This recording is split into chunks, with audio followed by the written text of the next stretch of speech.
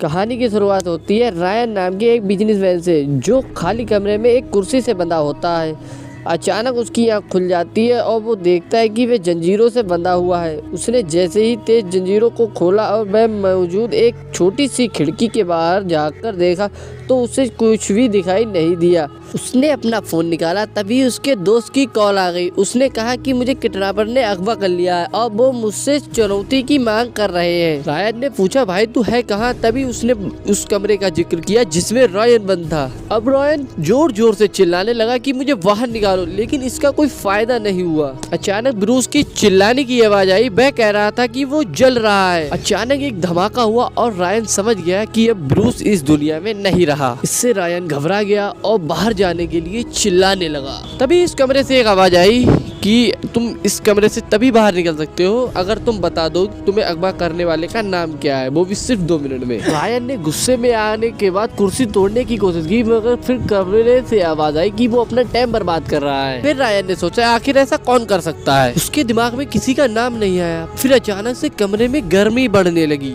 Ryan ने heating system बंद करने की कोशिश करी, लेकिन फिर भी कुछ नहीं हुआ। अब कोई रास्ता नहीं था तो रायन ने उस आवाज से बात करने की कोशिश करी। आवाज ने रायन को बताया कि यहाँ का तापमान हर 5 मिनट में 3 डिग्री बढ़ जाएगा, जिसका मतलब है कि उसके पास जीने के लिए कुछ ही घंटे बचे।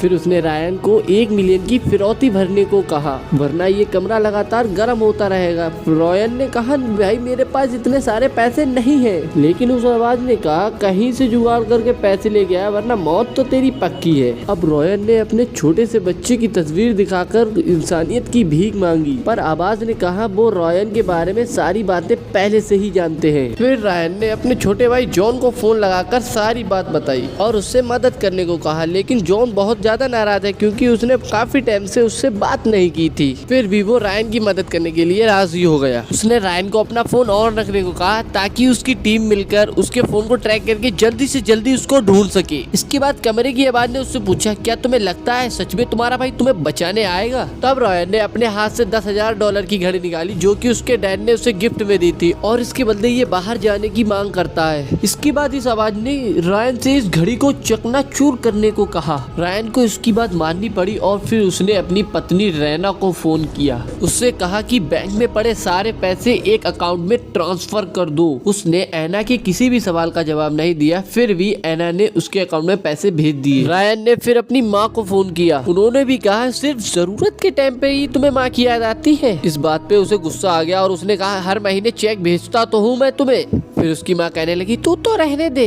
तेरा भाई इससे भी ज्यादा बेहतर है। चाहे भले ही पैसे कम कमाता हो, मगर वो अपनी माँ की खोज खबर तो ले ही लेता है। एक बार को तो रैन की माँ ने पैसे भेजने को मना कर दिया। जब रैन ने सारी बात बताई तो वो मान गई। इसके बाद रैन ने अपने कुछ दोस्तों को फोन लगाया और दोबारा से अपने भाई जॉन से बात की। उसने जॉन को जल्दी आने को कहा, वरना वो गर्मी में झुलस के मर जाएगा। जॉन ने कहा कि वो लोकेशन पे पहुंच गया है, लेकिन जब रैन ने अपने फोन का लोकेशन देखा तो वो असली की जगह कोई और जगह का लोकेशन दिखा रहा था। जब उसने ऐना को फोन लगाया तो ऐना ने कहा कि घर पर किसी ने हमला कर दिया है और शायद वो उससे भी अगवा कर लेंगे, लेकिन रायन ने उनसे कमरे में रहने को कहा। तभी रायन पर उबलते हुए पानी के फव्वारे छोड़ दिए गए। रायन ने रहम की भीख मांगते हुए कहा कि मैं पैसों का इंतजाम कर दूंगा। इसके बाद पानी रुक गया और रायन एक एक करके अपने सभी दोस्तों के पास फोन करने लगा। उसने सभी से अपने बिजनेस में पैसा लगाने को कहा, पर जल्द ही झुलसा देने वाली गर्मी का उसका दिमाग पर असर होने लगा और वो पागलों की तरह सोचने लगा कि उसने इस घर के हीटिंग सिस्टम को बंद कर दिया है। तब जॉन ने उसे फोन करके हिम्मत दी कि उसने कंपनी से पता कर लिया है कि वो कहां पर है और जल्द ही मदद उस तक पहुंचने वाली है। उसने रायन से कहा, तुम्हें जो भी याद हो मुझे सब बता दो।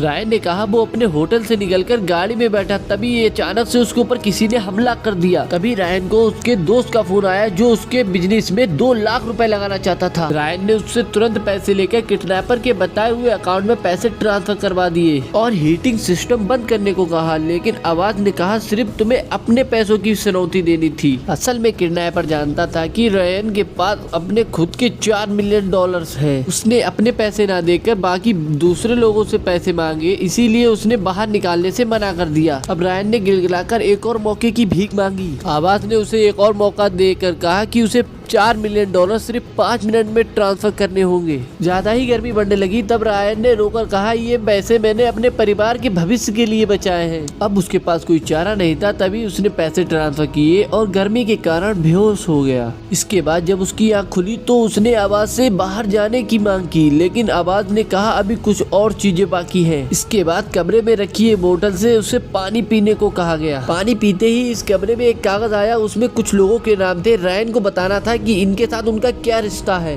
रायन ने कागज उठाया और कहने लगा, एना मेरी पत्नी है, लैरी उसका बेटा है, ब्लैगरी और ग्रेग उसके माँ बाप हैं। और जब लेस्ली का नाम आया तो रायन रुक गया। जब आवाज ने लेस्ली के बारे में पूछा तो रायन ने कहा कि मैं कोई संत नहीं हूँ। फिर इसके बाद जॉन का नाम आया। फिर आवाज ने पूछा कि क्या तुम इन सब की परवाह करते हो, और रायन ने हामी भर दी। फिर अचानक उसे एना का फोन आया। वो बहुत ही डरी हुई थी। बात करके उसे पता चला कि उसे भी अगवा कर लिया गया और रायन जैसे किसी कमरे में बंद कर दिया गया। रायन की हालत बेहद खराब हो चुकी थी। एना को कमरे की आवाज सुनाई दी तो एना ने पूछा कि ये कौन है। आवाज ने बात की तो और कहा कि इसका जवाब तो रायन ही देगा। आवाज ने दबाव लगाया कि रायन अगर अपनी सच्चाई बता दे तो वो अपनी और अपनी फैमिली की भी जान बचा सकता है। अगर आपको इसका नेक्स्ट पार्ट देखना तो इस चैनल को सब्सक्राइब कर दें और नोटिफिकेशन को ऑन कर दें और दूसरी वीडियो दूसरे दिन